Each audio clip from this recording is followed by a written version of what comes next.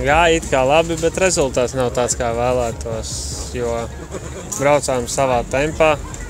Pašiem likās kā ātri, bez kļūdām, bet katrā dopa finišā skatāmies laikiem un laika vienkārši nav. Mēs zaudējam visu laiku.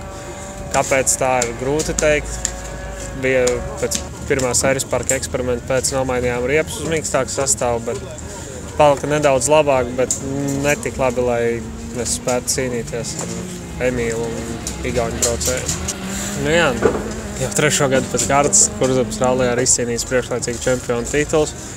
Tas tāds pagaidām vienīgais mierinājums šajā rallijā, jo, ja nebūtu čempionu tituls, es būtu ļoti neapmierināts par šo ralliju. Rallijs iesākās piesardzīgi, jo pilsētas ātrumposmā nelicām otrajā trampolīnā. Tur zaudējām laiku diezgan daudz, kādas 3 vai 3,5 sekundes vai 4 pat. Pēc tam grunts ātrumposmā 3. braucām savā ritmā, bija labi, 4. arī nobraucām.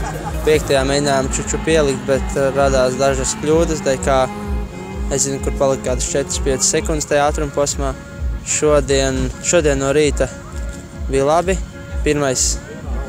Šodien 7., ne 6.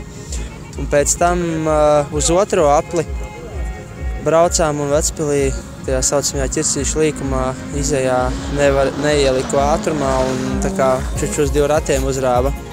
Un tas pēc tam bija jāsavācās uz atlikušo ātrumposmu daļu.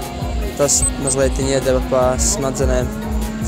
Un es teikšu, tās 10 sekundes, kas kopsumā bija, es zinu, kur viņas katrā ziņā palika.